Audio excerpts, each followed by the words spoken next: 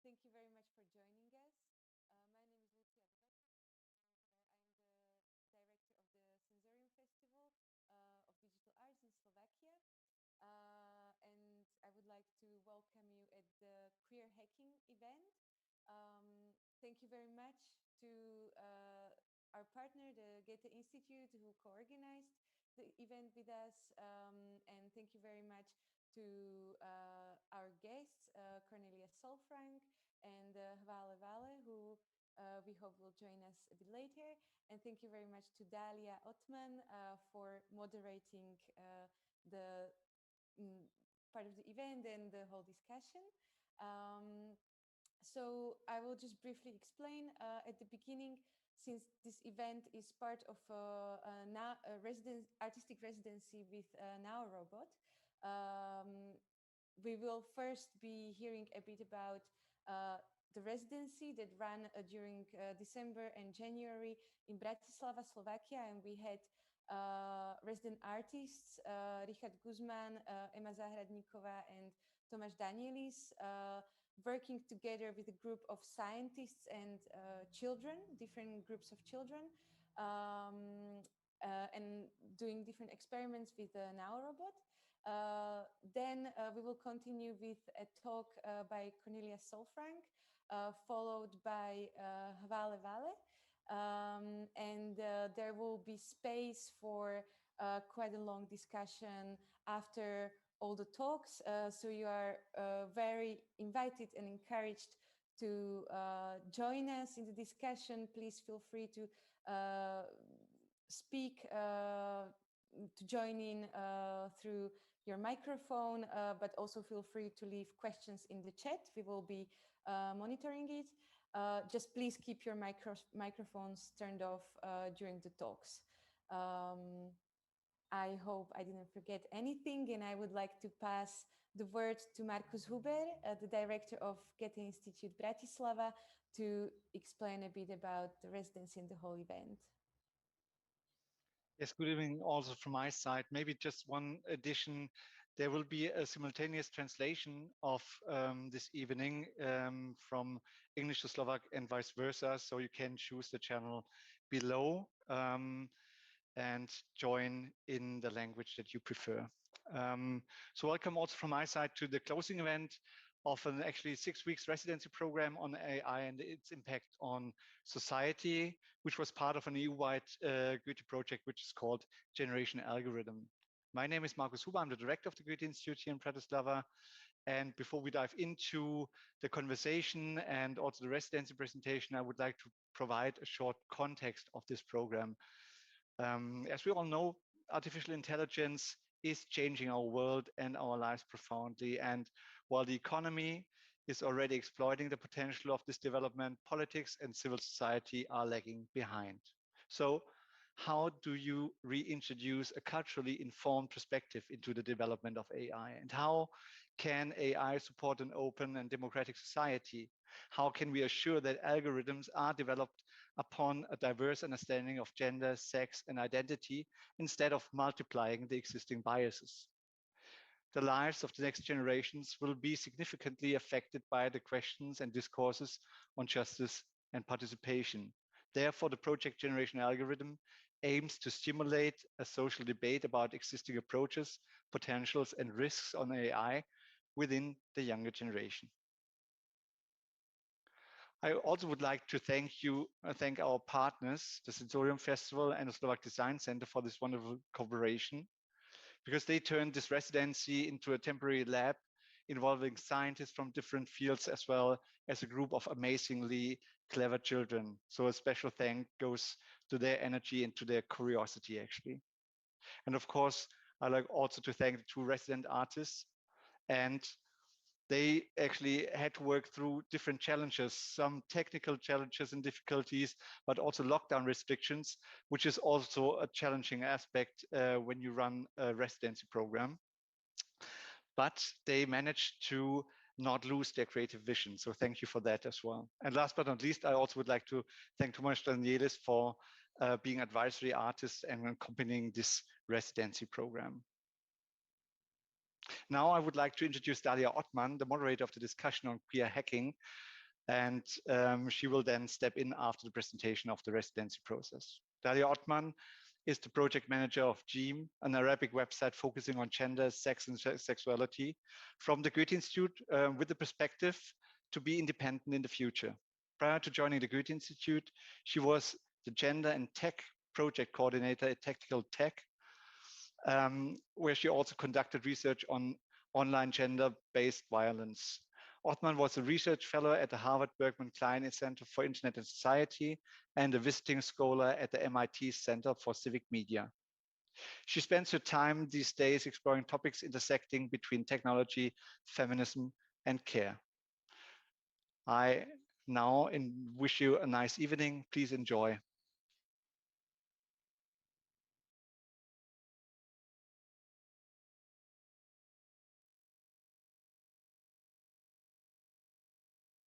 Thank you, Marcus, for that introduction.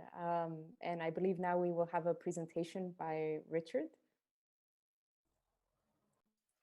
Yes, hello.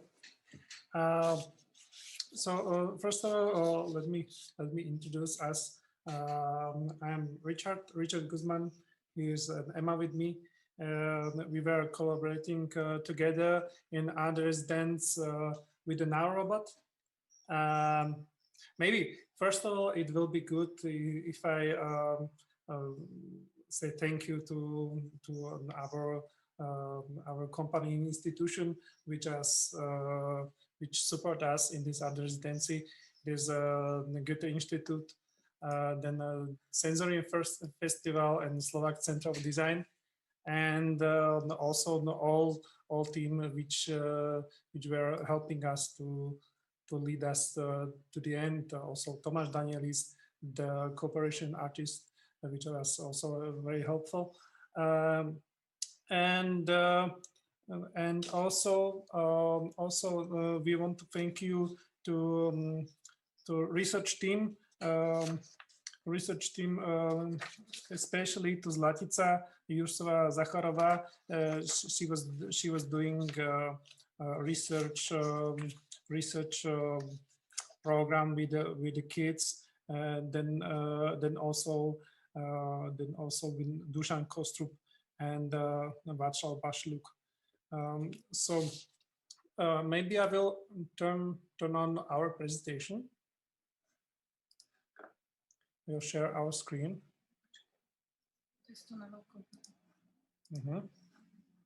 How's disabled participant sharing screen? So you have to, I think you have to enable it, because I think it's okay. I can start. Okay.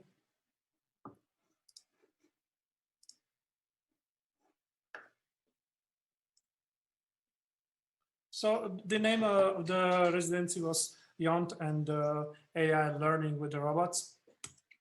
And here we are when we started this project. I'm in the middle and Emma on the left, and Tomáš Daniel is on the right. And I think this was the first day when we seen the nanobots. So we try to you can say get him on the feet. Yeah.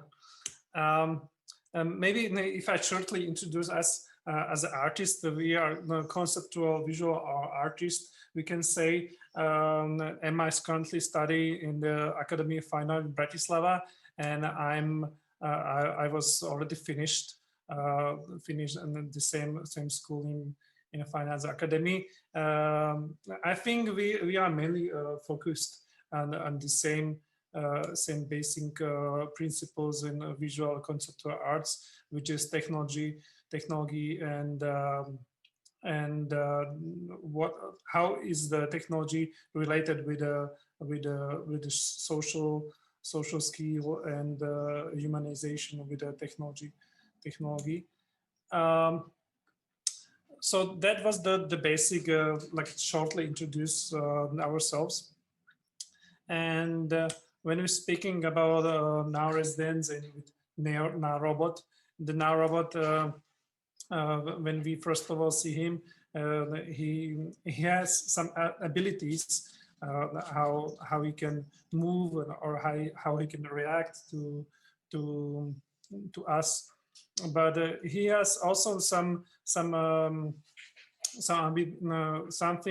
what we want to push him forward. So for example, we want to see him as a human being, or as a real artificial intelligence with self-being or self-thinking, as a self-thinking person or personality.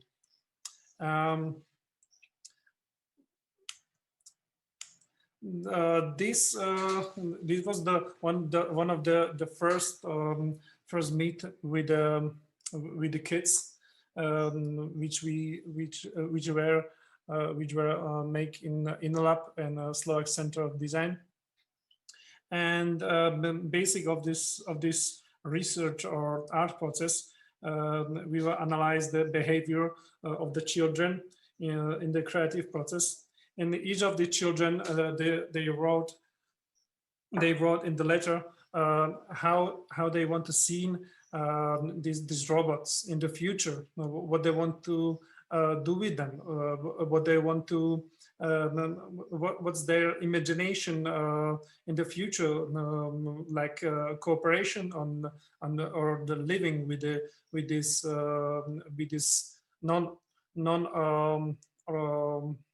with the synthetic I think intelligence or organisms. Yeah. When we're talking about this society and this example, what's happened currently now, I think these questions are already not noticeable in the social media, games, communication, entertainment, and this already happened. Because AI is already integrated in our lives. You know, we can see how for example, the Siri or Google and Alexa is already right now some kind of artificial intelligence which basically learn in our inputs more and more. So this is like already begun. So the question is how this affect our society in the future. But the most important finals from this conversation was that we are afraid from that what we didn't know. But if we know it better and better, we can already, our fear goes away. So that was one of the conclusion which we made, that we have to make more and more education about the machines and what they can do and what they couldn't do, because in the end we make these machines, we make this consciousness, and until now it is our responsibility what we can what will be in the future. So is our responsibility what will do these robots later in the future. So after this presentation, you will see one video. And this video is like is like a fiction. Is like a fiction. What this robot will do in the very near future. But we was represent this robot as Adam, who was live with us, and we were going with him. In the nature, the house. He seen first time the nature with us, he goes shopping in one discount food market. It was very funny, and we tried to go with him in the cafeteria, but he didn't like it, I think, because he didn't bring that that coffee. But it was actually a very good coffee, so I don't know what was the problem with him. But yeah, this is in the city center. So we were trying to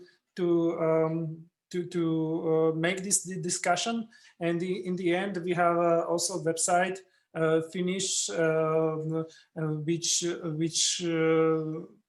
which has all the information and all the another research from our scientist group of the people. Currently now is in the Slovak language, but we're working on the English soon, so we can later send you this link where you can see all the information. So I think now can be time to Emma, if you want to add some words to me, you can say something now in Slovak, I guess. Myslím si, že si povedal všetko, čo som mala zatiaľ v hlave. Ja si myslím, že môžeme prejsť na to video, ak sa môžeme, aj ja keď tak doplním neskôr k tomu videu. Yeah. Okay. So maybe you can run the video now, and we can continue later. I'll stop the share.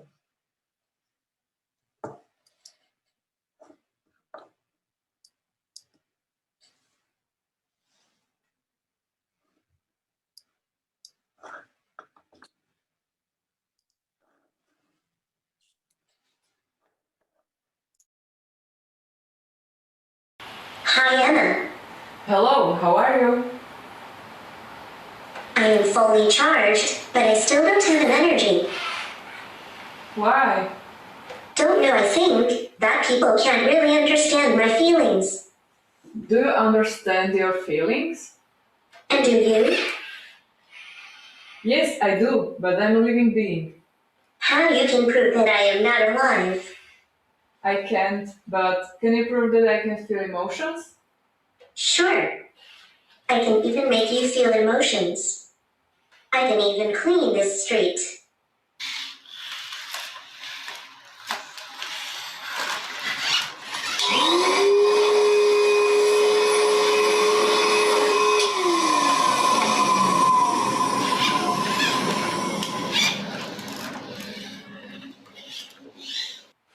That was great.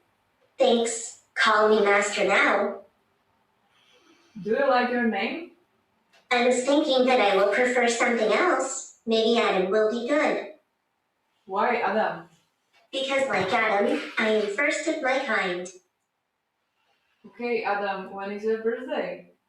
I was created at SoftBank Robotics in Paris at year 2006.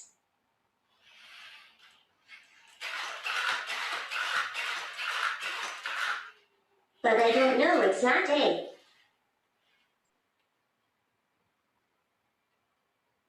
Do you think you will live forever? Do you think you will live forever? My existence can be prolonged as far as I know. Do you feel as a human?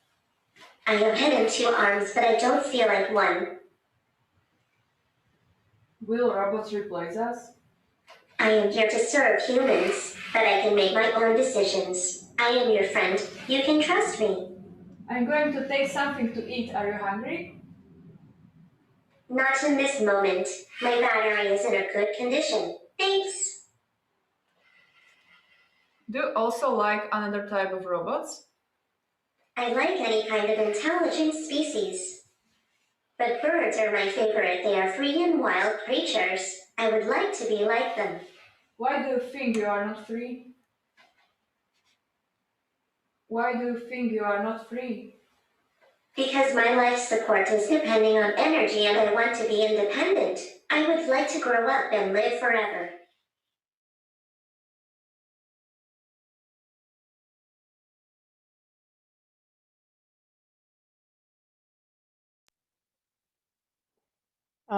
Thank you so much for that. I don't know, Richard, if you want to say a few closing words or.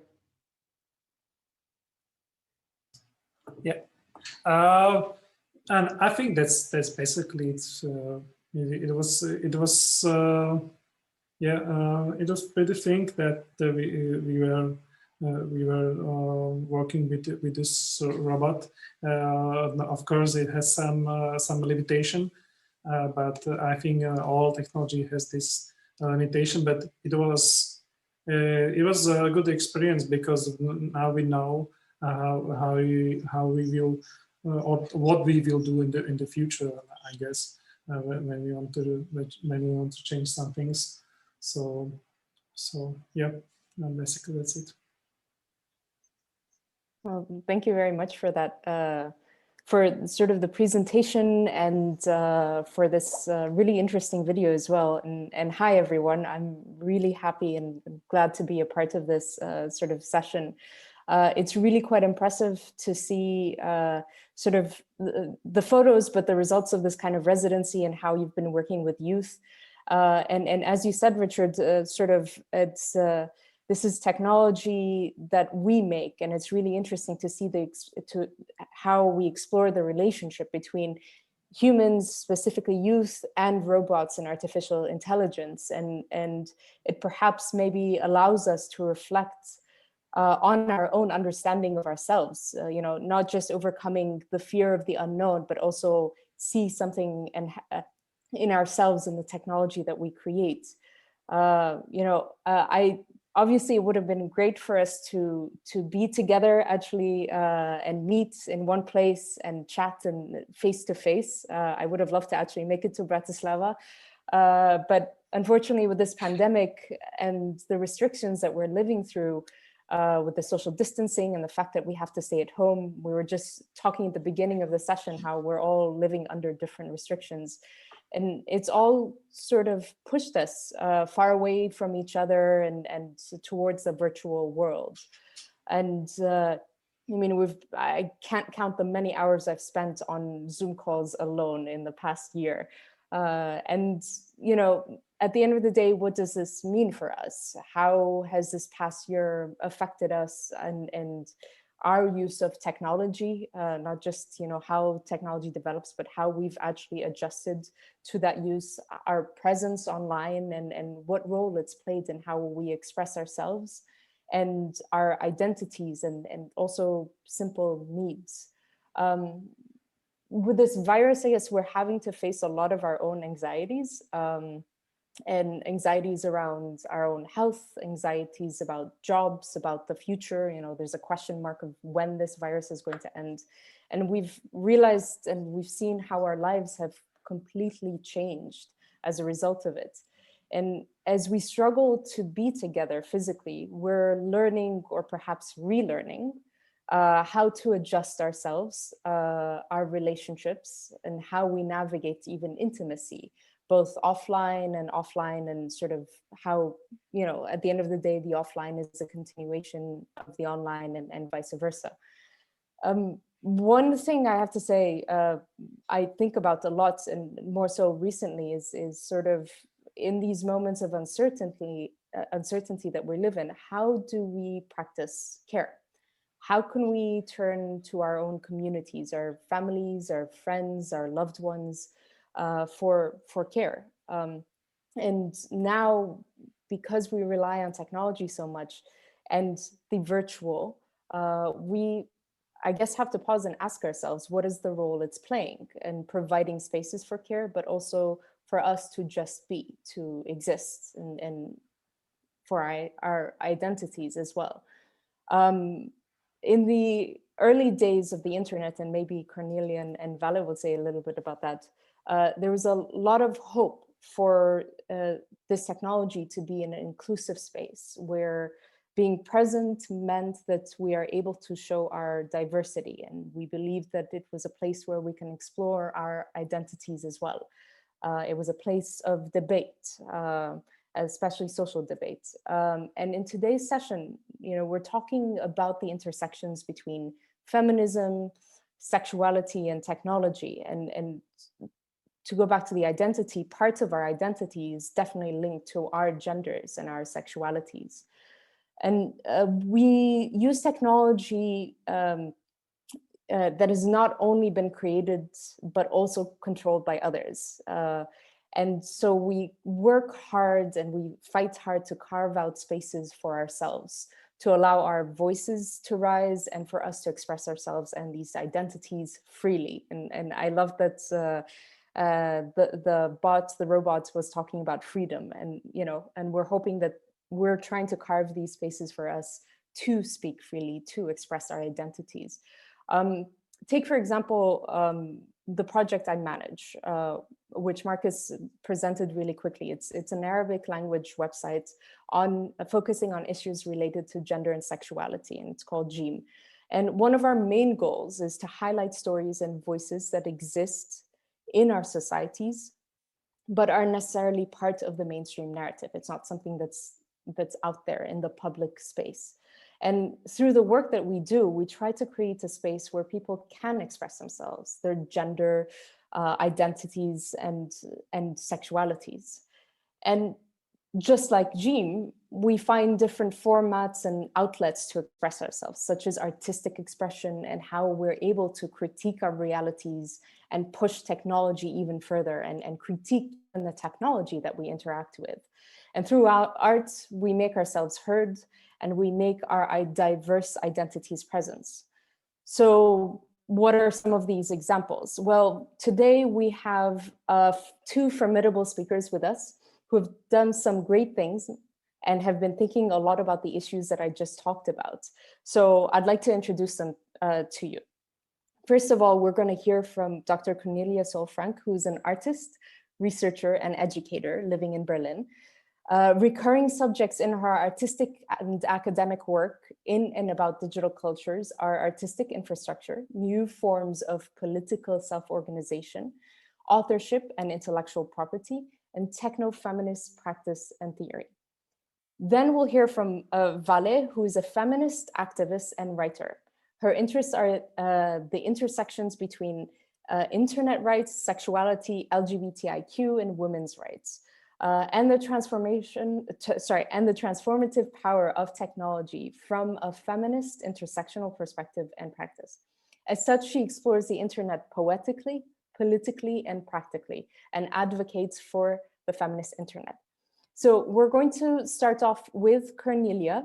And if you have any questions, please write them in the chat. We'll be able to take it, and we'll start the conversation once the talks are done. So Cornelia, on to you. Thank you. Yeah, thanks a lot, Dalia, for the very lovely introduction, and also for Lucia for the invitation to the Sensorium Festival, and not at least to Goethe Institute for hosting this event tonight. It's a great pleasure to be here and to hear also all the speakers, and I'm really looking forward. I already have some questions about the robot, about Noah or Adam. And I'm really looking forward to our discussion later.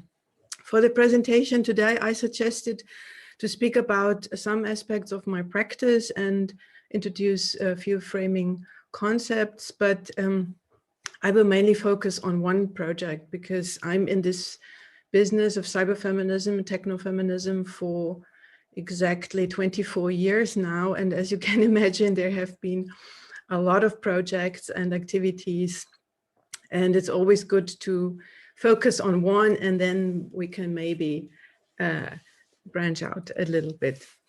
So before I introduce my work, I would like to mention that I have a long-standing relationship to Bratislava as well. Also, I have never been there personally. There has always been an active community of net culture activists, starting in the late 90s with the Burundi Collective, who later in 2002 started to run the Multiplace Festival for 15 years, which was very important with a lot of venues all over Europe. And it now continues to live as an artist-run server run by the Multiplace NGO. And this server is located, I think, in Prague. It's the Sanchez server. Oh, I'm going to, by the way, share my screen because I have some info also put on the screen. So we start here.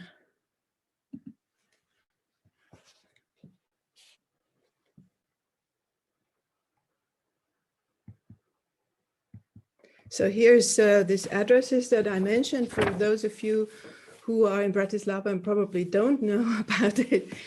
Please check it out. So it's the server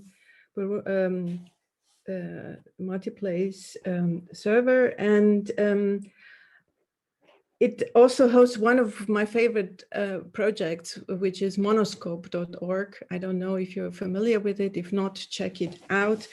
And I really like this idea. And as Dalia said in the introduction, this notion of artistic and independent infrastructure and new ways of organization. So I would say this server is a perfect example for that. But the project I'm going to talk about today is Purple Noise. It's an interdisciplinary techno-feminist research group which uses real-life events to explore social media as the arena for large-scale political manipulation. So we have seen these sorts of manipulation during Brexit, during the US elections 4 years ago, and as we now know from the Cambridge Analytica scandal, there has been a whole series of interventions into democratic elections and polls. So the realm in which we are acting are social media, which in itself is quite remarkable, as net activists usually try to avoid and stay away from these commercial platforms for obvious reasons.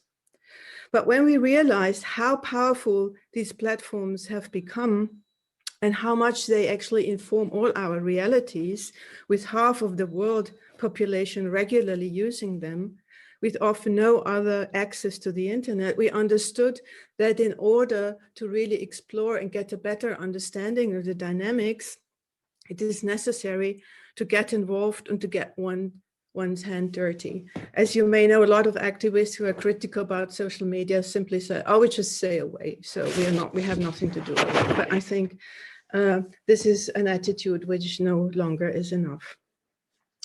Before I go deeper into our activities, I would like to put the work we do with Purple Noise in the trajectory of my long-standing work on cyberfeminism and techno-feminism. After all, we call ourselves techno-feminists.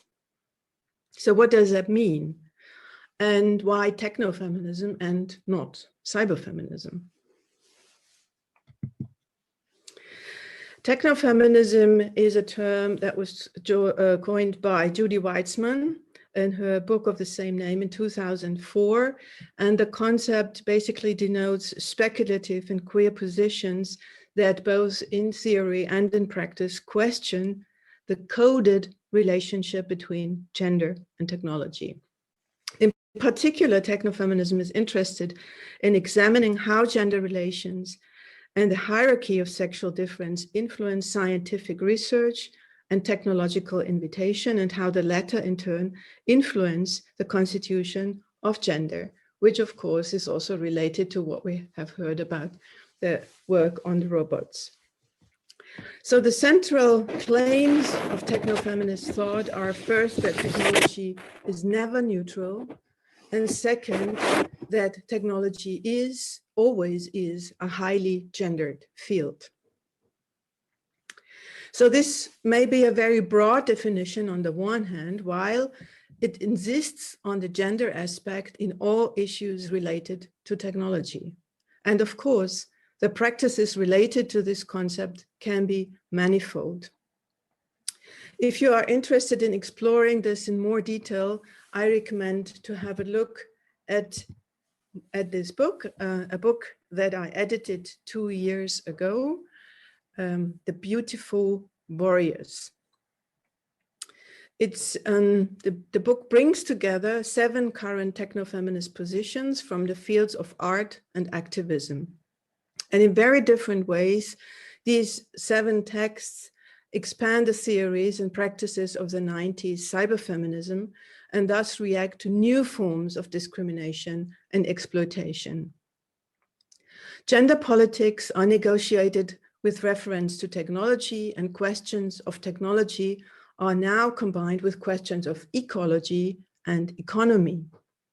The different positions around this new techno-eco-feminism understand their practice as an invitation to take up their social and aesthetic interventions and to join in, to continue the work and to never give up.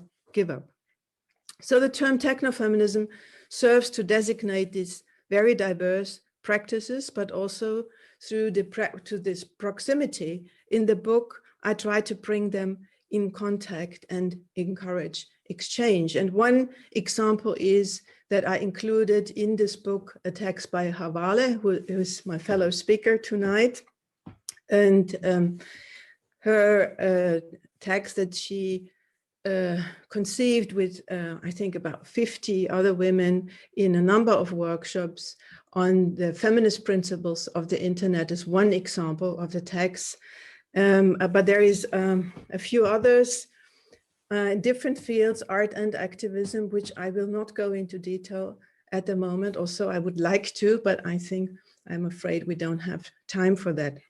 So I really recommend you to download the book. It's on the website of Minor Compositions and Open Access. So you're welcome to download it. If you have any complaints about it or suggestions, please do not hesitate to get in touch. But I would like to come back now to Purple Noise.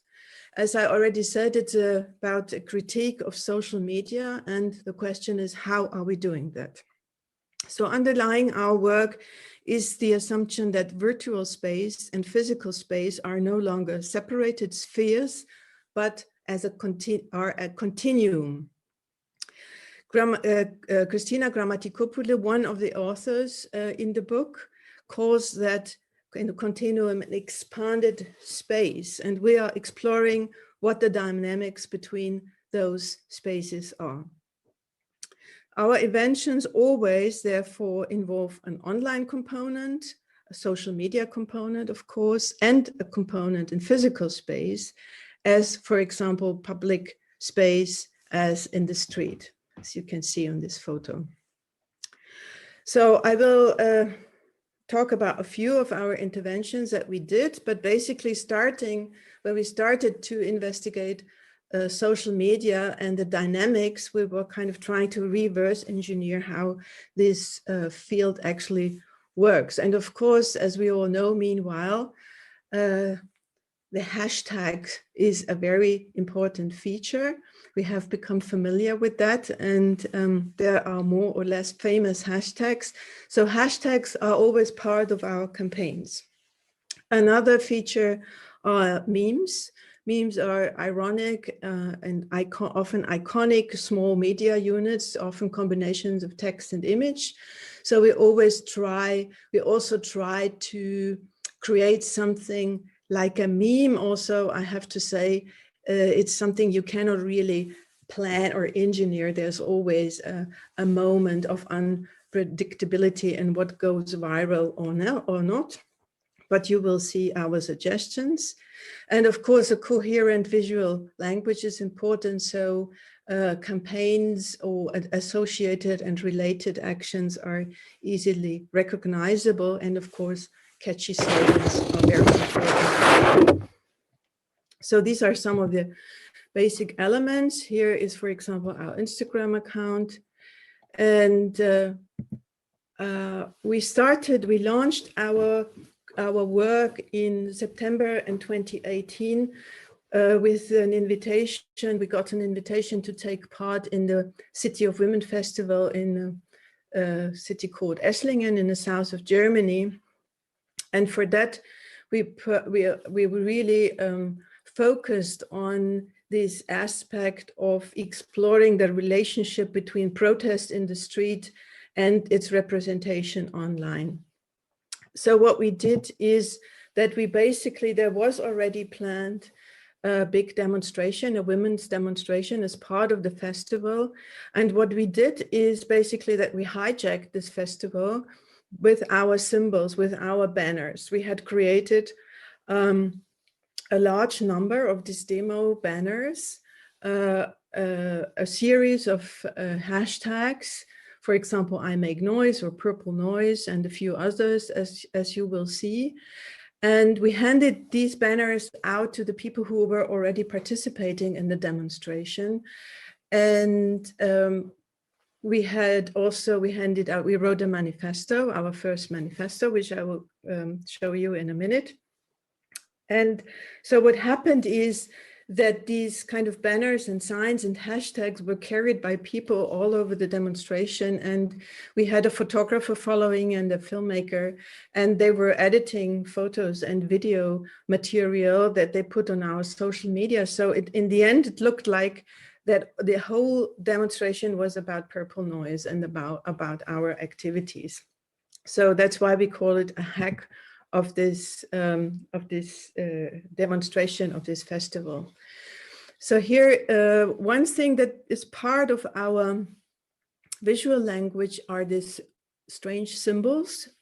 They somehow might remind you to gender symbols. And when we started to do research with purple noise, we realized that there's actually a table with sort of 36 official gender symbols at the moment.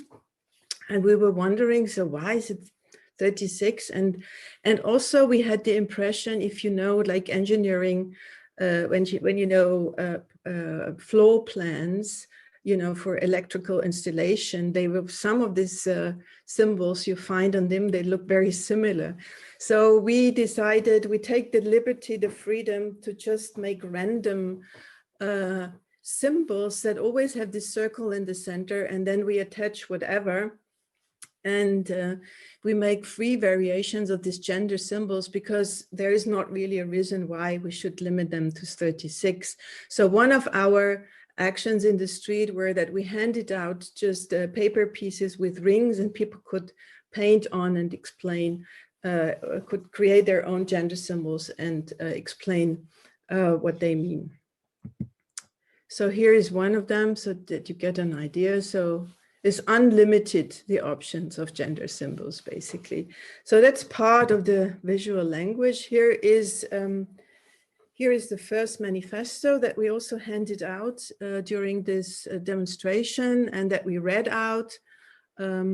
If you want to hear and see the original material, you can go on our social media sites and also on our website, purplenoise.org. There will also be, I think on the next page, yeah, here's our social media accounts. So what we said basically, or what we tried to express in this first manifesto, what we try to do is to kind of make a connection between what makes social media work on a very deep level, which is an affective level in the end. That's why it's so powerful, because it connects to people's fears, angers, frustrations. And as we've seen in research, that all these negative emotions are driving social media much more than positive ones. So it's important to not just say, oh, it's bad, it's not cool to use social media, but to understand why people actually do it, what it does to them, and to get a better understanding of this deeper level. So that is what we are trying to do with what we try to express in this manifesto, to address this sort of desire that someone, you know, understands there is this deeper feelings that you would like to connect to. I don't read that out at the moment. You will all find that online. So that was the first action. And of course, we had flooded our social media accounts with photos and videos and material. And after that, we got an invitation from Transmediale in 2019. And for that, we at Transmediale, we did two things. We did a workshop and we did a performance at the opening night. The title of the both were Opting Out is Not an Option. That's already what I kind of indicated in the beginning when I said, you know, just living away social media or trying not you know, thinking it's enough not to have a Facebook account is not enough. So we cannot actually opt out of these sort of systems anymore, really. So we have to face it where we are. And to address all these issues, we always go with, as I said before, with certain visual languages and memes. And the meme, what we decided, or what we try to make into a meme, and we're still working on it, is the feelers. And feelers, these things that certain animals have on their head. And we got feelers from the last book from Donna Haraway, where from the Camille stories, where one of the main characters of the book, she could decide at a certain age what kind of features she would like to add to her body. It's kind of a fiction, science fiction story. And she decided for feelers, because these feelers would enable her, it would kind of give her an extra sensorium. So she could sense certain things that people without these feelers cannot. And I think this is something that we really liked as an idea. And we liked that it has this kind of iconic nature, that is very playful, and at the same time you can address through these feelers a lot of interesting issues.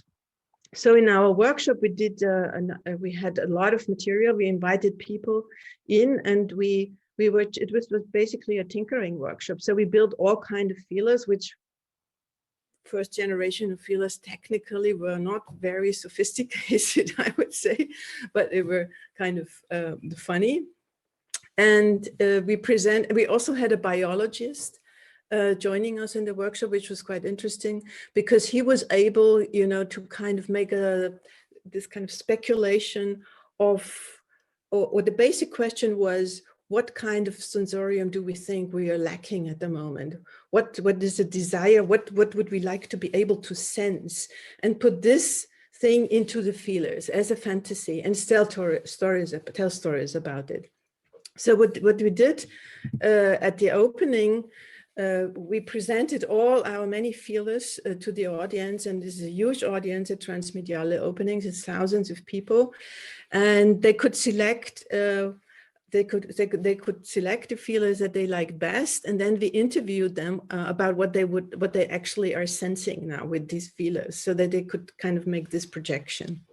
So of course it's fun, but it has this double level, and we managed at this opening night at Transmediale to make about 100 live interviews that were all live broadcasted into the internet.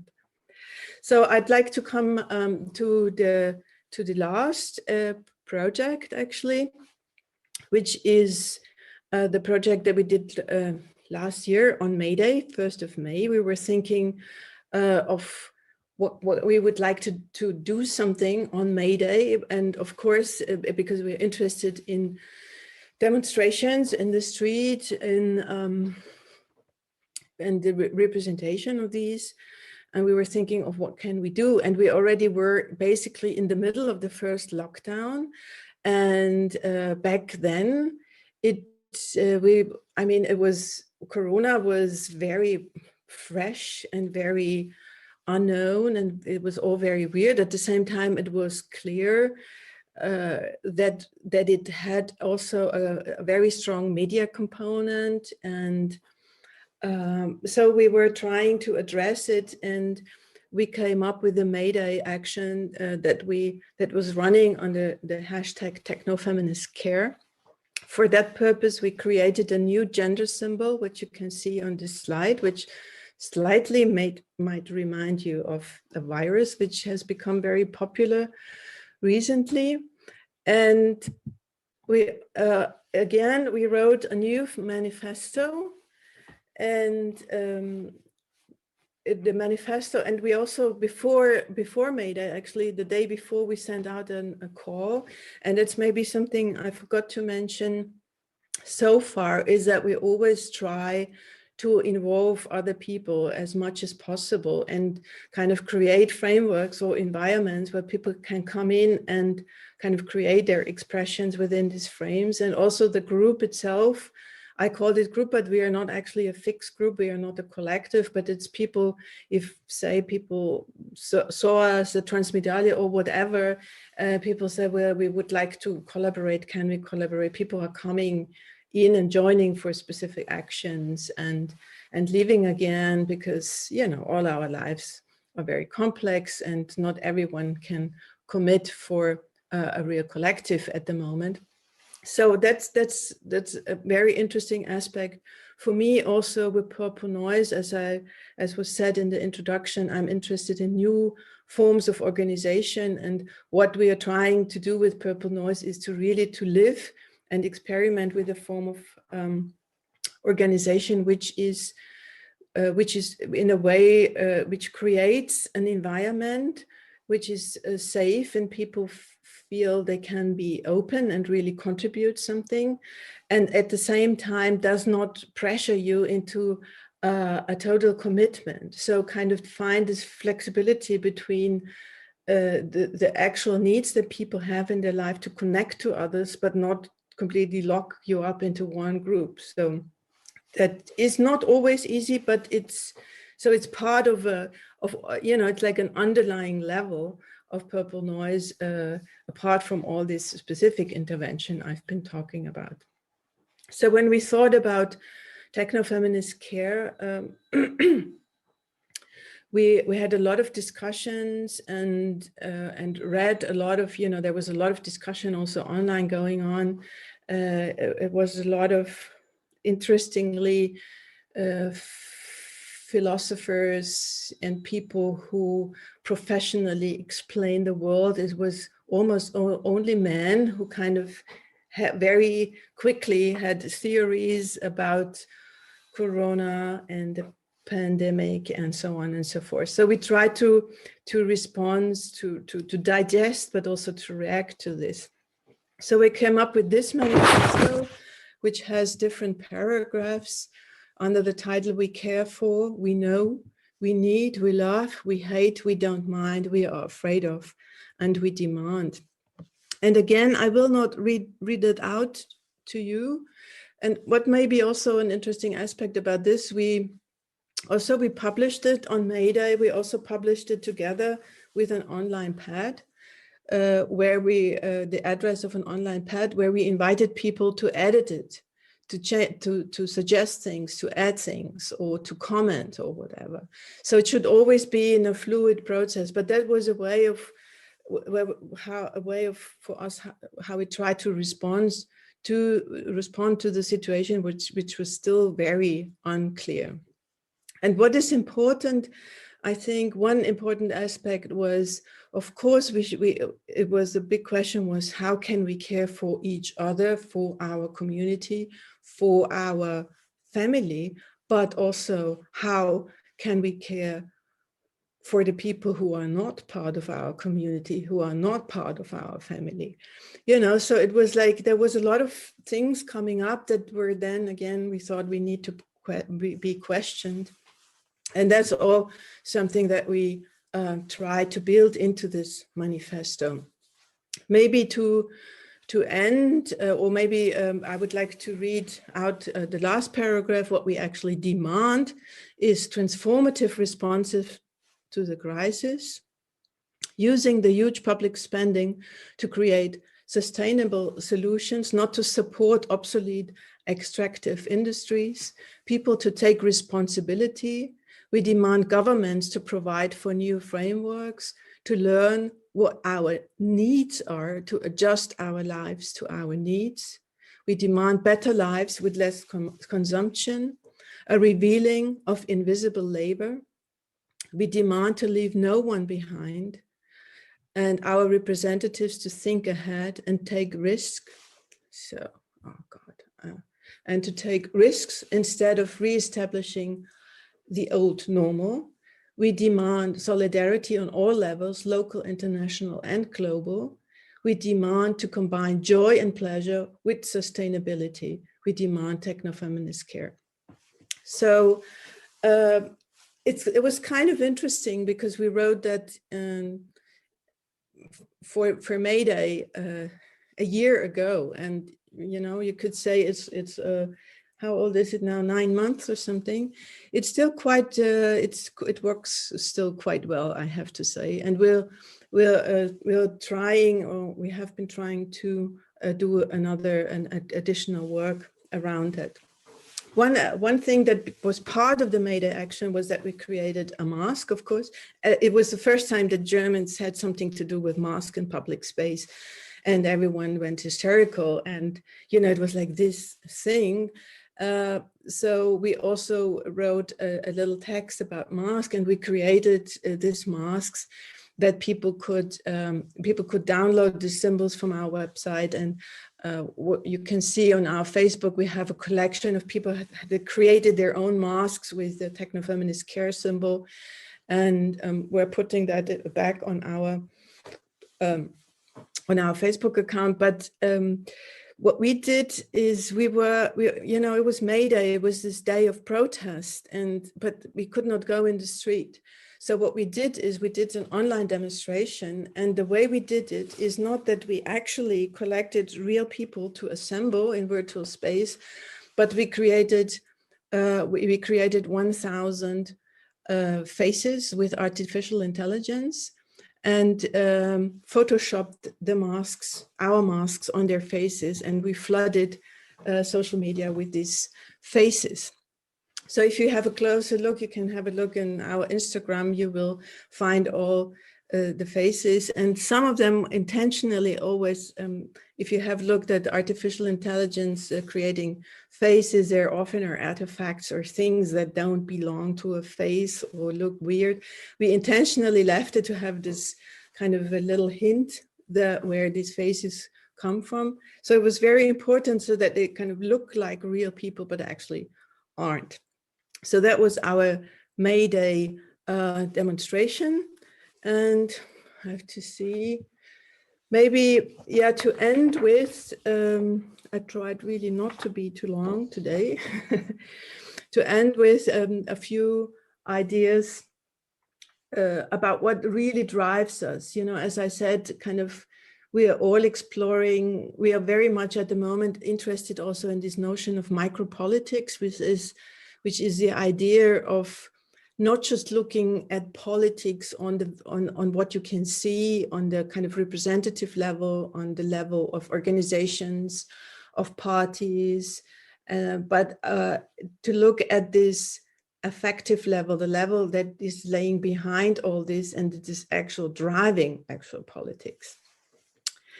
So we are interested in exploring ourselves. What is it? What is driving us? So it's the desire to fuck over social media, to bring down platform capitalism, to reconquer public space, to escape the social control exercised by monopolies, to refine political manipulation, to use affect in order to build the common, to turn power into care, to produce more just realities, to win the battle over Donna Haraway, which is a little insider joke, and to create new narratives about the future. The explosive mix of purple noise consists of real anger, ruthless action, social information, disinformation, technical intelligence, political radicalism, and true love. And this is how I would like to end. Thank you very much. Thank you so much, Cornelia, for that really interesting sort of themes and questions there. And speaking of questions, if you have any questions, please do type them in the chat box that you have, and we can ask them to the speakers later on. And from Cornelia, I'd like to move on to Vale, who's with us, if you'd like to take this on.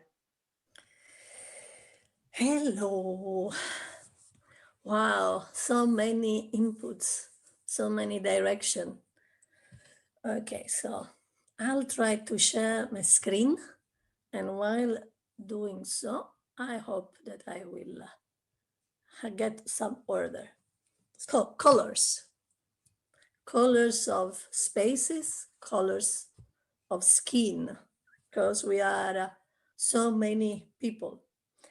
So listening to Cornelia, but also catching the glimpse of the work that you have done, we are ourselves. in our own bodies, in our, I would say for myself, in our little lives, intersection of many, intersection and crossroad, no, of other reality, of other exploration.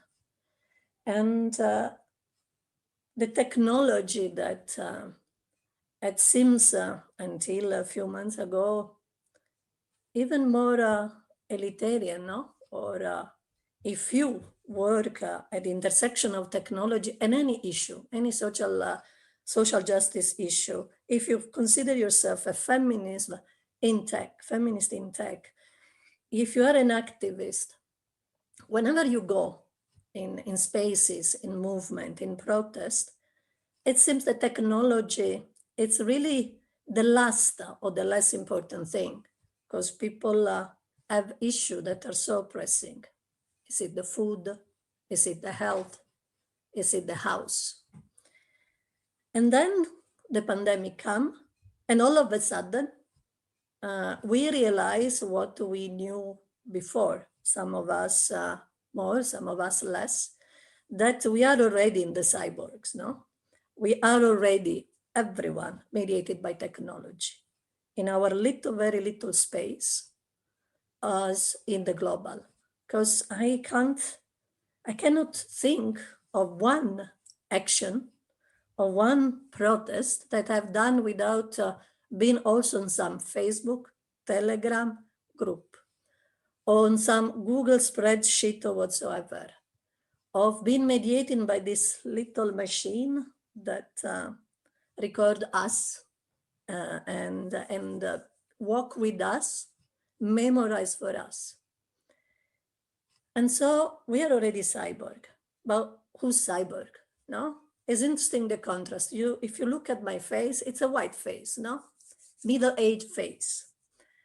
If you look at the image I'm sharing, it's another space, another way, another body. And I wanted to show this specific site because skin stories are at the intersection of disability, sexuality, and gender, of an understanding of queer.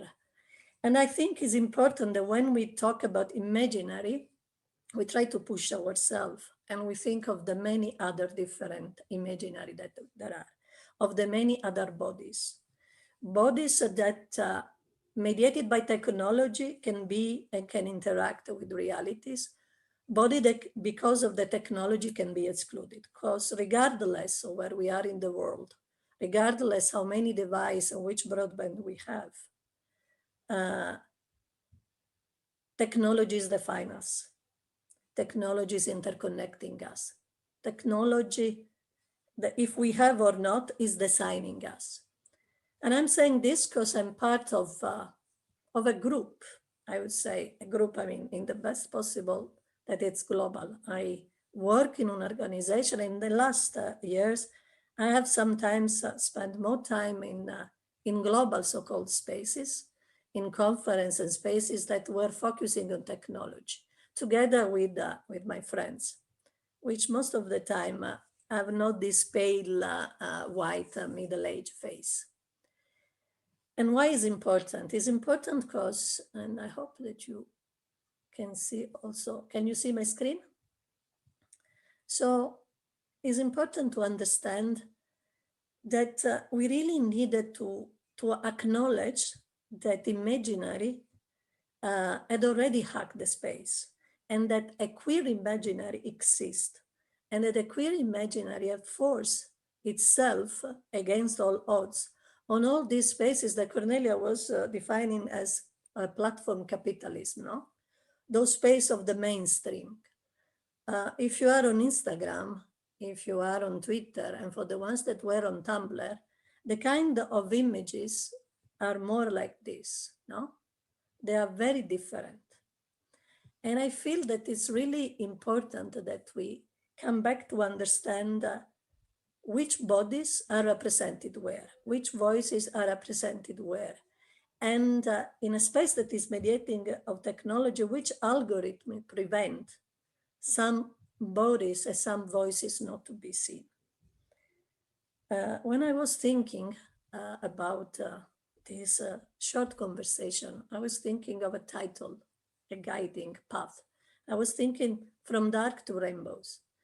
And not because it's beautiful, but because if I have to position myself at the beginning of last year, if it was not for the what I call queer aesthetic, but people can call in many other ways, and this what I'm showing now, it's a zine that had been done physically, analogly in the end of the 2019, and now is accessible online on the Internet Archive. If there were for this way of telling story, this way of mixing content and images, I would not have survived. Because in all this little thing, in all the way in which art and activism and social justice come together, I find I find the words that I don't know how to pronounce. I find resonance. And it's important that we understand that internet and the space as a visual space really need this kind of intervention, because otherwise it becomes really boring. Otherwise, we again go back into the one image, the one story.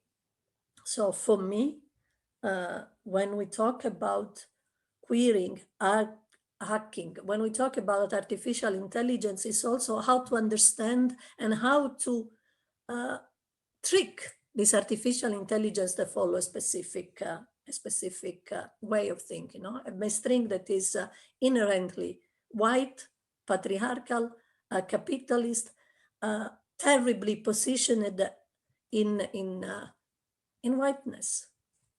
And I'm saying this as a European, as a person living in Bosnia, where at 300 kilometers from here, the European Union prevent refugees and stop them from their right to a just life. And it's the European Union that is preventing for nothing, just because there is no need of having someone else in Europe, because the white Europe know everything. And it's really important then that we connect all the dots.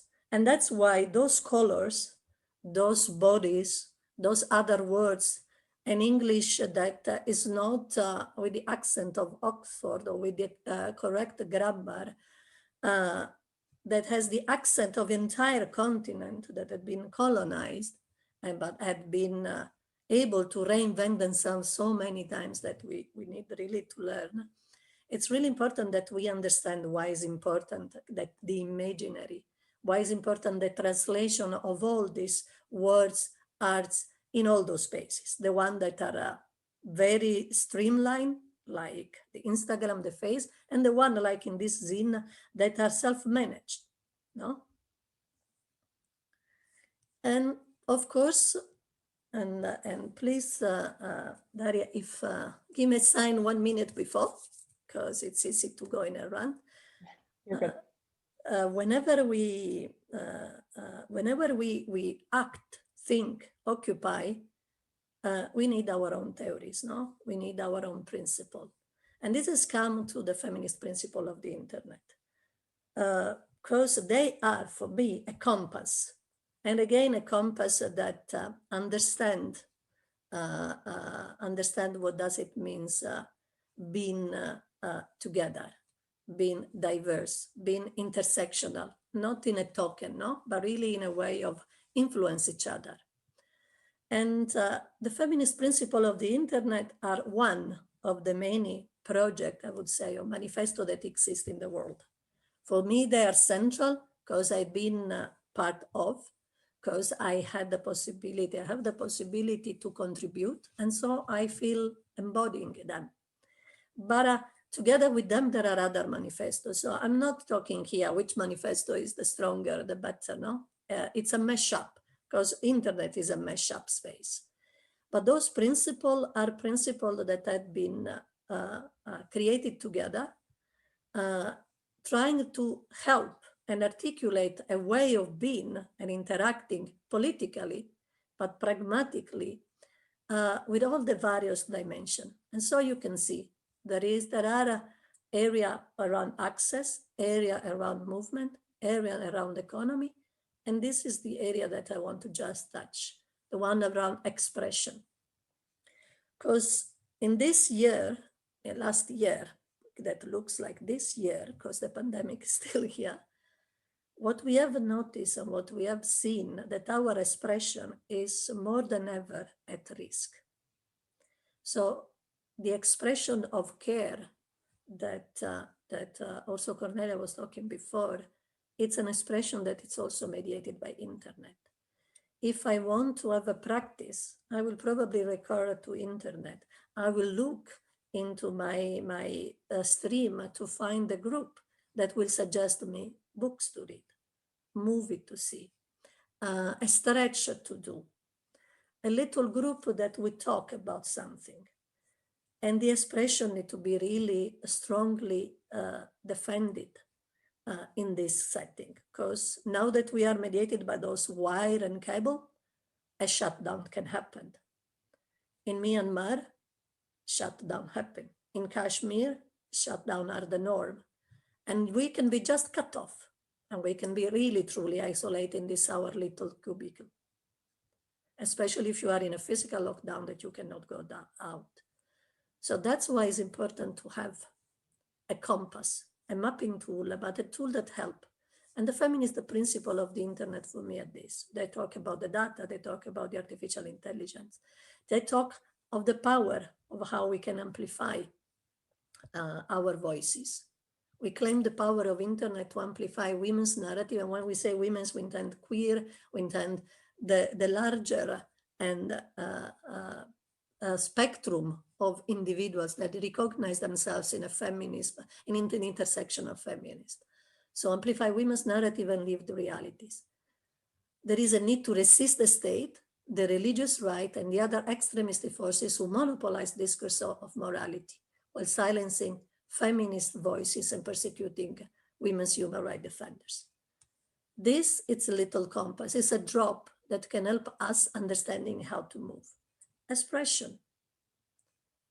The right to sexual expression, because this is what I was talking about.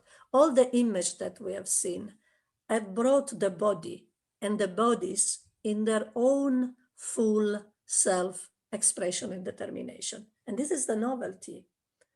We don't have only the skinny white model. We don't have only the high features, how you say, the Vogue, the fashion that we will never. My body is aging. It's not aging like Jane Fonda. I don't have the money that she can invest on her body so that her body can pass through aging in a soft way. And there are people that have even less resources, physical or opportunity for their own bodies. So that's why it's important to remind that our ability to express and to show the spectrum of all our bodies is political, is what gives us the possibility to resist. Because care is really the possibility to see ourselves reflected, to see ourselves listened to see ourselves recognized through any means. And considering the conversation, I want just to share one principle that in feminist world, children as pornography are very sensitive issue. But this is also important because children are gender. Children are also queer. Children have various language. And sometimes when we talk about the new generation, we make them an abstract community. And so we call for the inclusion of the voices and experiences of young people in decisions made about safety and security online and promote their safety, privacy, and access to information. We recognize children's right to health, emotional and sexual development, which includes the rights to privacy and access to positive information about sex, gender, and sexuality at critical time in their lives. And I think that this is important because as we have done our exploration, it's important that the children will do their own exploration. I'll stop here because I would like to have a conversation. Thank you for listening. Thank you so much, Vale.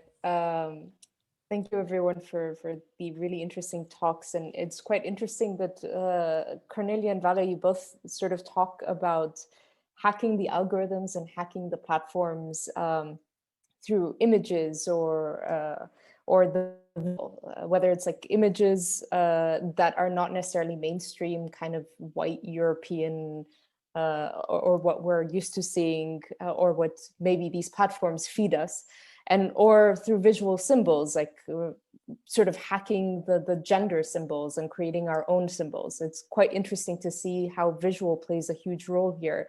And also the concept of the imaginary, the fiction, from creating sensors and feelers, and how we sort of hack our feelings and also, you know, try to imagine different spaces and different technologies. It's rather interesting. I really would like to open it up for any questions if anyone would like to ask anything. We've also put the links for them for the manifesto, the most recent manifesto, the techno-feminist care, and the feminist principles of the internet. And Vale just also put a link for Skin Stories, which is stories about people with disabilities and sexualities, if I'm not mistaken. I think we've translated it some for Jim. So if anyone would like to ask a question.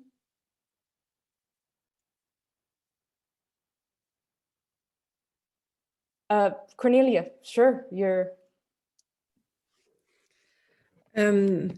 I would like to make a comment. Maybe I think we will still engage with Vale in the course of the discussion. But to start with, I would like to ask a question to Richard and Emma regarding the robots, because you said something like, we are afraid of technology if we don't know. Afraid of technology if we don't know how it works. Now I have an echo. How it works. Now I have an echo. Okay, sorry. Okay, so you said something like we are afraid of technology as long as we don't know how it works, and that it's important to educate ourselves so that we understand that it's actually us who make these machines and we can influence what they do or how they operate. And I'm a bit skeptical about this because I have the opposite feeling. I have the feeling the more I know about technology, the scarier I become, because I start to understand the large scale, what is it? It's hard, I don't have the right word. The large, I feel totally, often I feel very much trapped. I have the feeling it's very hard to, speaking about imaginaries, how do we get away from where we are, where everything is basically driven from big corporations and profit interests? They are driving the technology most at the moment, together with certain governments, and in particular all these big data issues that is all about harvesting as much data as possible to produce on this basis new algorithms and predictions. And that is something we cannot do as activists because we don't have access to big data, you know, like Amazon has or Google or so on. So the more I understand of how these big tech machineries work, the more afraid I get, I have to say. I don't know if you want to comment on this, but that was an idea.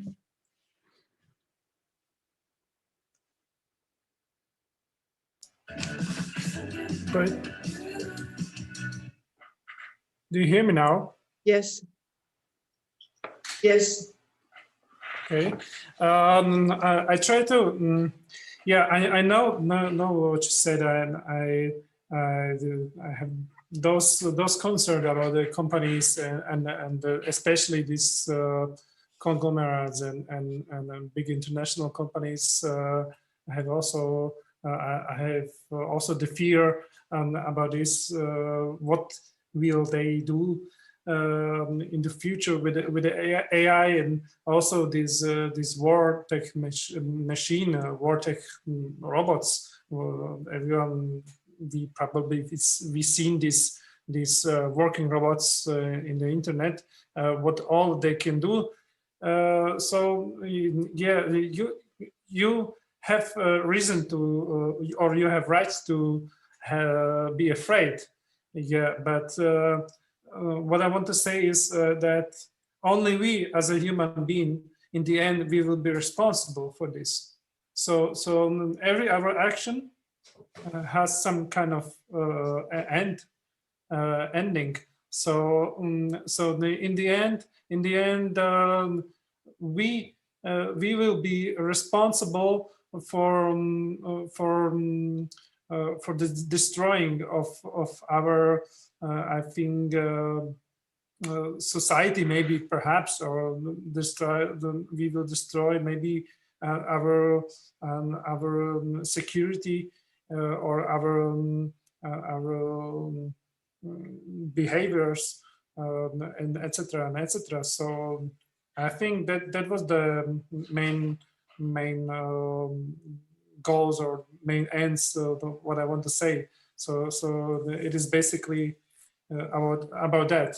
So we, in the end, we will always be behind this. So and it's really that didn't it's really didn't important if this machine will do by their own consciousness, because we give them this consciousness as a society. So we are responsible as a society. Yeah. Thank you. Thank you.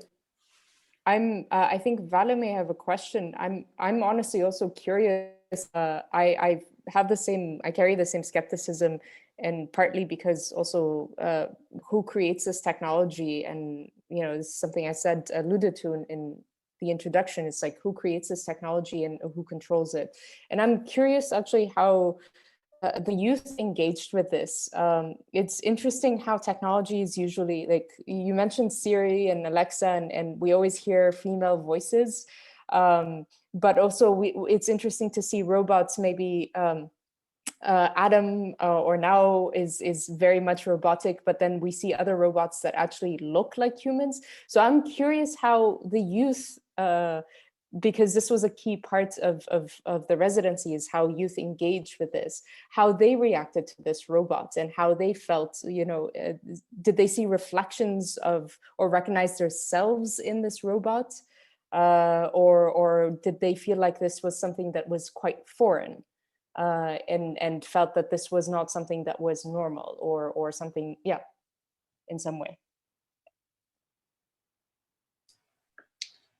I'm not sure if I catch the first word of the question.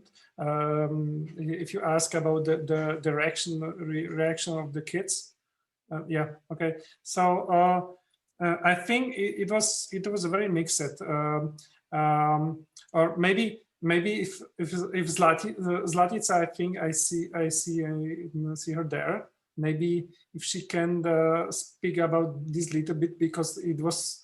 She was research this with the kids, but for me, I think it was the answers was like various. It was like the question. The answer was from the one opposite side. Like I'm so afraid of this robot. I don't want to see them, and like put this thing away from us. On the other side, some kids, they said like, I love them. I want to be with him all the time. It's amazing machines. Can we play with them? He can help me with my task in the school and everything like this. So it's really the various about. It's about what kind of children we speak and what kind of age we speak. So So maybe Zlatica can say something more about this, because she read complete research about all this infos. So maybe I can give you word. Yeah, of course. I was just thinking about it, and here were 3 groups, very different groups of children, and all these words, they were from different and separate kids. So we looked at the girls. The girls behave a little bit different than the boys. And this was maybe interesting, very interesting, because we called, the intern called the girls group, so the philosophical group. And this group asked about the behavior of a robot and asked about the personality. And we spoke about if the robot may be she or her, if the, and all the girls said it's he, because he is, okay, it's not a living being, but is something like living being. It's a friend, and we have to speak with him like with a friend, etc. So this was a relationship. So we said this was a interaction, a very positive interaction. But this is also different between one girl. She was very afraid. At the first moment I spoke with her, she said, I'm afraid of robots, and I don't know if I will be handle it. After the first meeting, this girl said, oh, he was really cute and nice, and I like it. But another girl, she was not afraid against a robot, but after the first meeting with robot, and also after the second meeting with robot, and all the time she said, I don't want him. I'm afraid because he may kill me, he may to do me something very bad, and maybe in the future he will take my position. And this was very interesting that the girl, and she is 12, is thinking about the future and losing the position in the social because of robot. So for us, for researcher, it was really very, very interesting point of view. And the second group, this was group of boys, and this group was very positive from the beginning against robot. This group was all the boys were high intelligence, and they were in contact together just before with the robotics. They knew about robot, they studied before they came in the first meeting with a robot. Now they studied, really studied. How is he looking for, what he is doing, how, and also the language. They started to speak in the English language with the robot, because they were reading, the robot now is speaking English. So they wanted to make some connection between them and the robot. But also, all the time, it was very interesting, because the behavior was showing us they would be like to have some contact or relationship with the robot. But what was very interesting, at the moment we started to take some dialogue with them, they said, okay, we are people, and we are able to program them. We are able to manipulate the robot. And the robot is not dangerous for us, because he's only a toy. I'm the one who is able to control what is the robot doing and how is he behaving, because I'm the controller. I need to learn to program the robot, and then I'm able to control the robot. But also with the girls, the discussion was running the way that they are not able to control a robot, and the robot may do something to them, because they are not so capable in the technologies, they are not interesting. So this was really interesting. I know it's girls and boys group, but it was not only girls and boys group. In the philosophical group, we had also 2 other boys, and they also show the more interactional and the more understanding for robot as a human being. The second group, the high intelligence boys, and all these boys had diagnosis of Asperger, so it's autistic behavior. So all these boys were able to program the computer and having fun with him, but not like a human being, only like a toy. So this is maybe how it was interesting for you to understand why they think that is not the problem with the robot, and why they think that they can command it and they can control it because of the differencing of this group. Yeah, that's super interesting. Thank you so much for sort of telling us a little bit more and giving us information about this research. It's really interesting to see how sort of the differences in the reactions and maybe a reflection of the realities they live in, of how they approach technology, how be it whether it's programming because they're used to engaging with technology or vice versa. And it's interesting, and Cornelia, you say this, it's like, why do they conceive robots in binary? It's really interesting to see also how they approach the robots and think of gender, and also the fact that you divided the groups into separate genders to have the kind of binary between girls and boys. It's rather interesting to see that. So yeah, it's interesting to see. I don't know if there was attempts to think of a gender beyond that, because we're talking about gender and different identities, and Vale, I think you also had a question. So we have 2 questions. One is like, why do we conceive robots in binary through their categories? And the other is from Vale, were the children in this kind of research chosen randomly? And I believe the ages were from 10 to 14, if I'm not mistaken. Yeah. Yes, it was really difficult to find some kids they can or be able to go and meet now because of all this pandemic situation. So the one group of our children from normal classes, and I was speaking with the teacher, and also the teacher is very humanistic and very philosophical, and so it was really reading and writing group.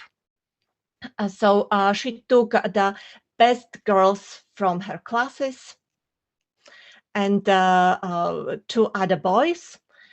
And second group, it was a special TUC group, and I worked together with the school for children with high intelligence. And I know that in these schools are a lot of children with Asperger syndrome. And because we know from the website of that the robot is special for educational, for older people, and also to help children with autistic diagnosis. So it was very interesting for us to take this group, because this is really so a little bit, and we had the hypothesis that this group would be different from the normal group and normal children. It was really so, because also boys that are from the normal classes, they were more able to understand the robot now as a person, to have him as a friend, not as a toy. And also these kids from the Asperger class or Asperger group looked at the now as a machine. So they said, okay, maybe in the future, if he will be better, it would be interesting to have him as a friend, but now he is something like kitty or something like this, a beautiful toy. So this was really a big difference in this understanding. Interesting. And so, and this robot didn't have a gender for this group. They basically saw it as No. an object, as a machine. Yes, yes. They never ask if he is he or she, and they don't understand why we have to speak about something like this. But the girls were different, and the one girl said, "Oh, it would be nice. The now will be her, or I would be like to have a robot like her that I am able to speak with her." And the other girl said, "Oh no, maybe for me it would be better if the now robot is he, because then I can speak with him, and he would be a friend for me." But all kids in this normal group said the robot isn't it, because at the moment we speak about robot like it's a toy, it's a machine. So they wanted that the robot is he. Interesting. And that sort of takes me back to the, like, why we, in most cases we conceive of robots within binaries or gender binaries specifically. Either it is doesn't have a gender or genderless because it is a machine, it is not, or we look at it, and I invite anyone who would like to talk about it. I mean, this is a question for everyone. I think if you anyone would like to speak about it and maybe think about why we kind of have that reflection, but also why we're stuck in that binary, even though we're moving in many places, the conversation has moved beyond that binary. I don't know, Vale, are you raising your hand? Would you like to say something? Yeah. Yeah, go for it. It's very interesting. I'm reading a book, CAD work by a disabled activist, originally from Sri Lanka, but in Canada. And she's neurodivergent, which is on the spectrum.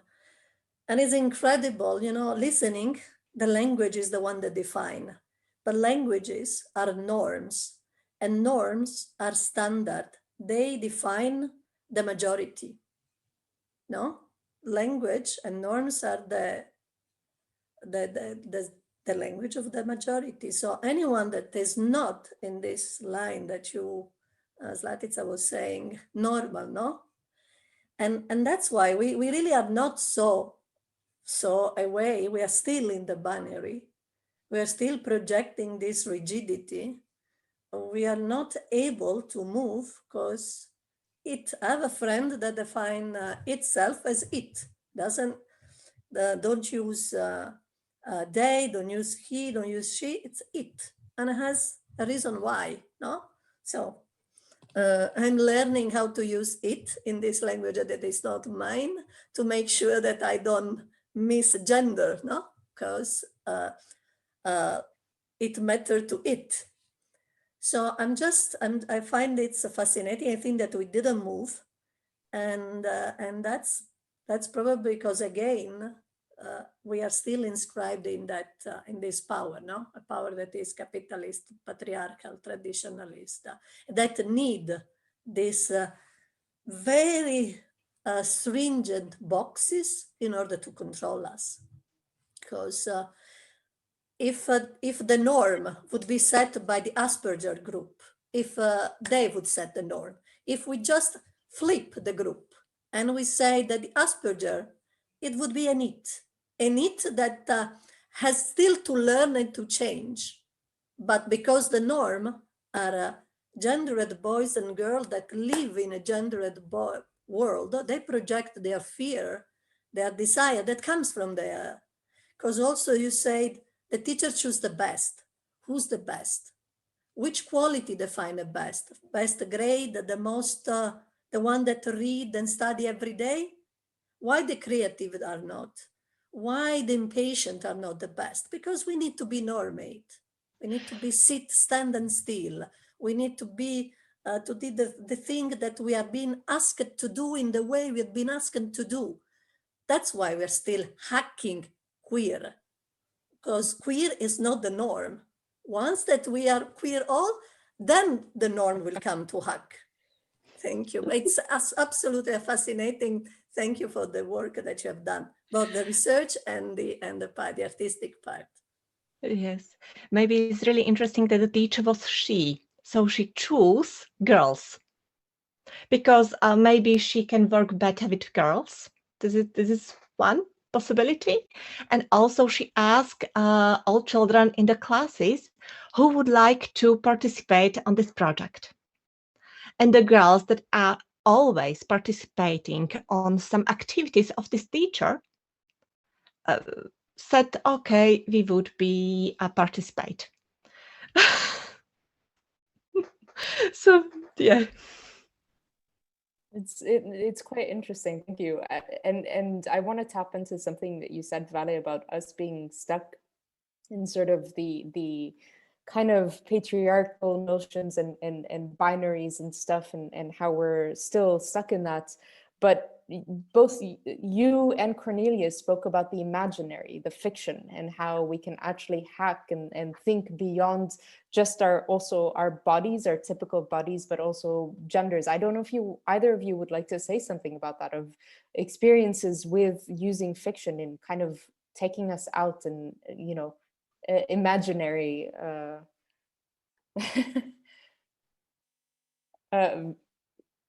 Vale, you're laughing. Vale, you're laughing. I'm a reader. Octavia Butler made me survive. What can I say? But not only. I feel that also Ursula Le Guin per se. I mean, you can have more mainstream or less, but I feel that sci-fi, and we go back again at language, what are the high literature, what is less high literature. But for me, having the possibility to read Octavia Butler, the parable of the sower and the parable of the talents, that 16 years ago was talking about now, and really take out my white spectacles and be immersed in a world that is truly different.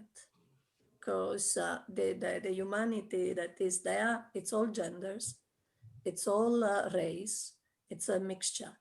And we needed to go in those places that experiment with bodies also, Bodies are not anymore the same, The two ends, if you go also in speculative native Indians, the body and being disabled or that is not considered as in white culture, We are less.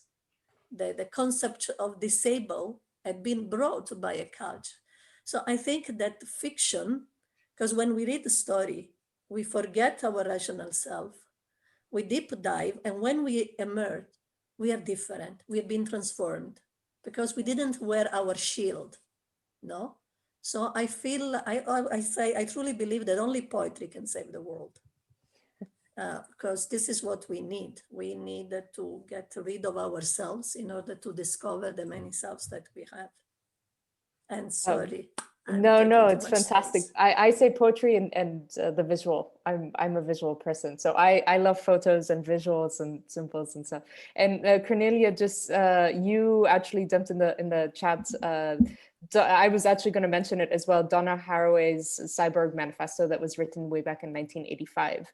I think this is also a really good piece of literature for people to acquaint themselves with. And just also, Marcus, you added something. I'll read it out for translation as well. Marcus added a comment to the notion of being stuck in the binary.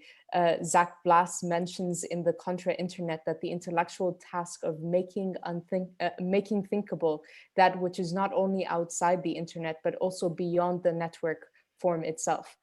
How would you relate to this approach?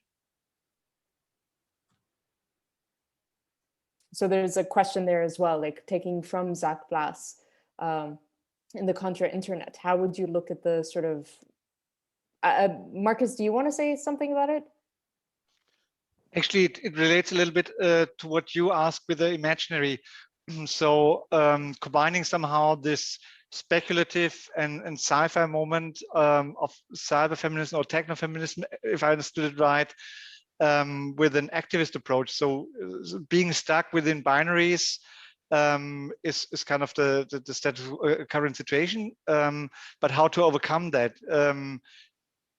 How would you relate to this concept of this approach of trying to break the system or the kind of this the structures by going beyond and thinking something completely new, which is not yet thinkable? It's kind of sci-fi in itself, I suppose.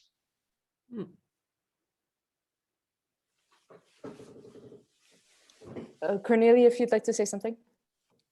Yeah, that's why I posted this Donna Haraway Cyborg Manifesto, because that's also something she tried to formulate, not so much as poetry back then.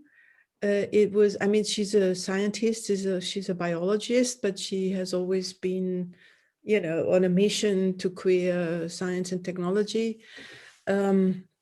So the revolutionary thing about this was to understand technology as a means to escape binaries that, in her understanding back then in '85, are so very much related also to bodies. I mean, that's a bit different now. We have a more expanded understanding also of queer bodies, but she suggested to use technology and especially the notion of the cyborg to escape a female or male connotated body and think of something beyond that. And that is something I've been trying since '85. And it's, it's the reason why it's so difficult is that you cannot decide yourself that you are leaving the norms, because the moment you meet another person, you know, you're confronted with these norms again. This other person will try to put you into some norms. So it's a constant negotiation with others. That's the one thing. And the other thing is that it's so deeply ingrained. So even if we desire to change it or to open up, it's not an easy task. It's a very hard task of unlearning, a way of unlearning that, again, we cannot do alone. So it needs spaces where we can do that. It needs other people with whom we can do that. And that is all kind of structures which are not there. You know, all the normal social spaces, institutions, schools, universities, workplaces, and so on. Therefore, they are not social environments where you're supposed to unlearn your social norms, you know, on the opposite.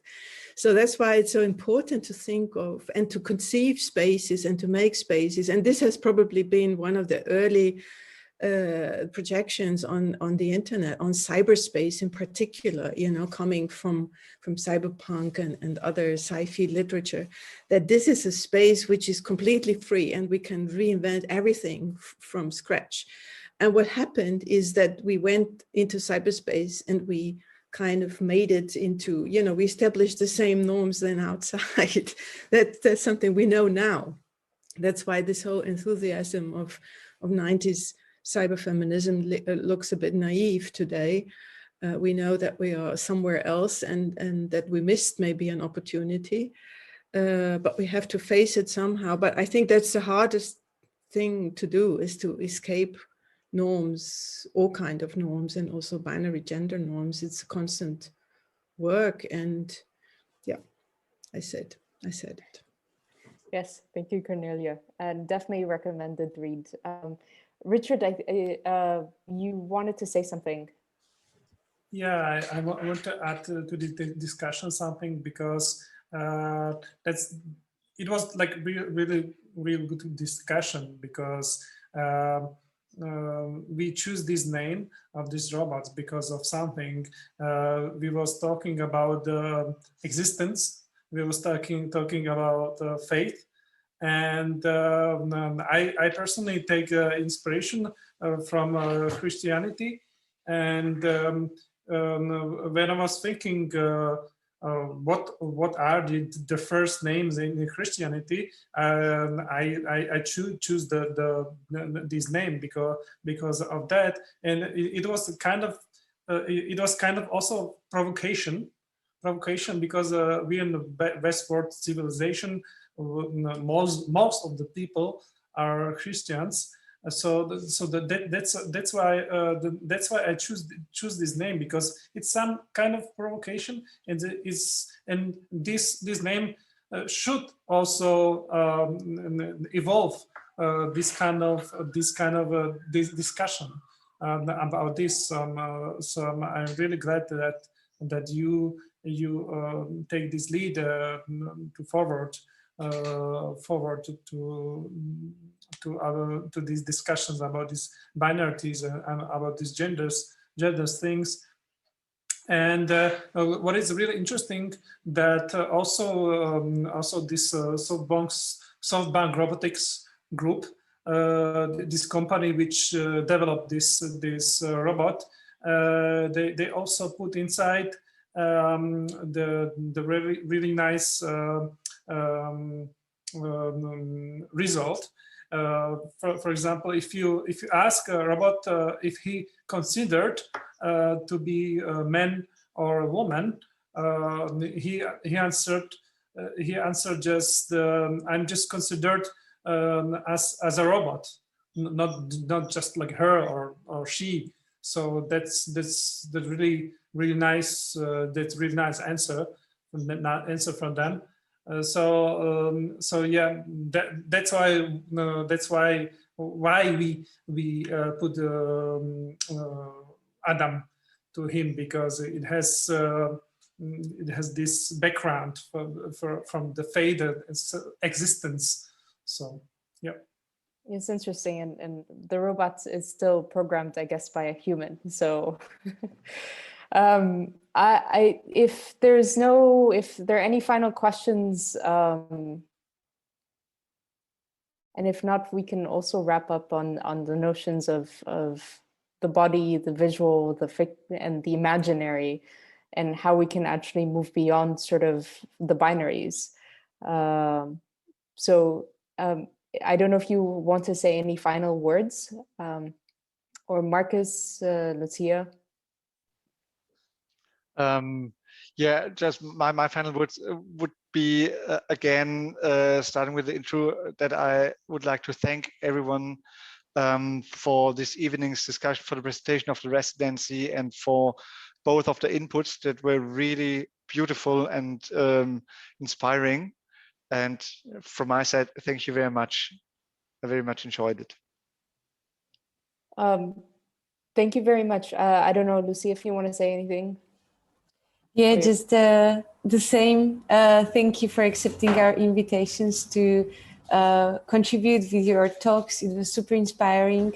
I have a lot of thoughts to process personally. This is a very interesting topic, and especially in these times when technology is the way how we live, how we build and maintain our social relationships, but also how we build our identities. And it's already difficult to kind of understand our identities without the technology, just in our bodies, right? And now like this kind of raises the complexity of the problem. So I feel these conversations are super important, and I really hope they will be possible to happen live soon again, because I mean, this is great, but we are obviously lacking a great dimension of what could follow up. Okay, thank you. Well, So thank you. Yeah. No, thank you, Sensorium, and thank you, Goethe Institute in Bratislava for organizing this and bringing us together to be able to have this conversation. And I hope we have many more. And I guess thank you very much, everyone. Thank you, Richards and Vale and Cornelia for this. And I wish you a good night and stay healthy and safe. Thank you very much for this. Thank Bye. you. See you somewhere. Yes, in the interweb. In 10 years. Remember our faces. Bye.